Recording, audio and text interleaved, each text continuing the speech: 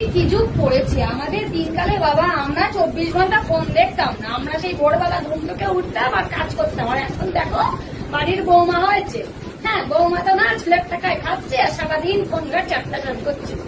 একদম এদের সব দেখলে পরে একদম মুখ জ্বলে যায়।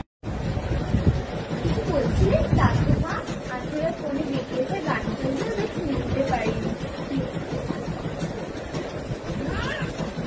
বাবা বিটিএস এর গান দেখছিলে তুমি, শুনছিলে?